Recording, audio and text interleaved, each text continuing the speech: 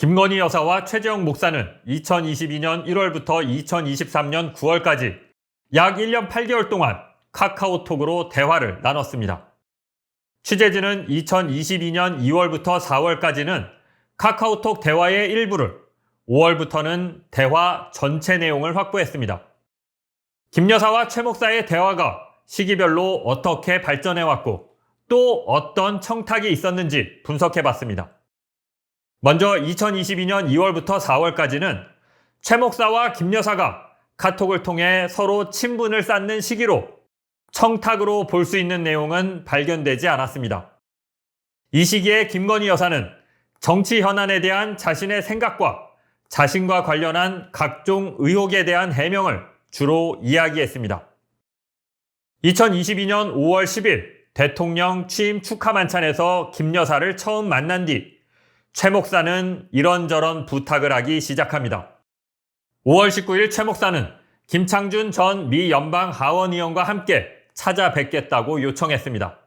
그의 첫 부탁이었습니다. 바이든 미국 대통령이 2022년 5월 20일부터 2박 3일간 일정으로 방한했는데 미국 대통령과의 만찬에 김창준 전 의원과 함께 참석하고 싶다고도 했습니다.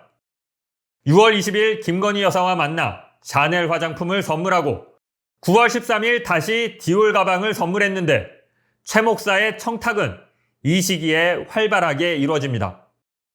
180만 원어치 샤넬 화장품을 선물한 2022년 6월 20일 최 목사는 카카오톡으로 김창준 전 의원을 대통령 국정자문위원으로 임명해주면 좋을 듯하다는 메시지를 보냈습니다. 명품을 선물하면서 인사 청탁을 한 겁니다.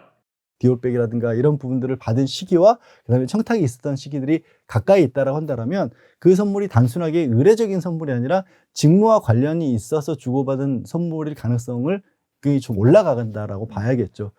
또 김창준 전 의원의 주도로 2022년 7월 전직 미연방 상하원 의원들이 방한했는데 최 목사는 김건희 여사에게 이들을 만나보라고 여러 차례 권했습니다. 김건희 여사는 최 목사의 부탁을 받아들여 이들을 비공개로 만나려고 했습니다.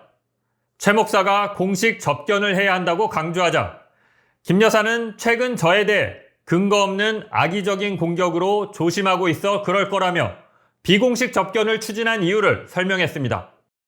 결국 미 연방의원 방한단의 접견은 공개 여부에 대한 양측의 의견차로 성사되지 않았습니다. 2022년 10월 최 목사가 저가품을 선물하겠다고 제안했다가 김 여사에게 무시당한 뒤 둘의 카카오톡 대화는 점차 뜸해집니다. 해를 넘겨 2023년 7월부터 9월까지 3차례 최 목사는 통일TV 송출 중단 문제를 해결해달라고 마지막 청탁을 합니다. 이후 최 목사가 관련 내용을 서울의 소리에 제보하면서 둘의 대화는 끝이 납니다.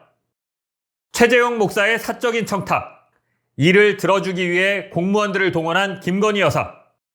카카오톡을 통해 이 같은 사실이 드러난 만큼 이에 대한 수사가 불가피해졌습니다. 저널리스트 장희수입니다.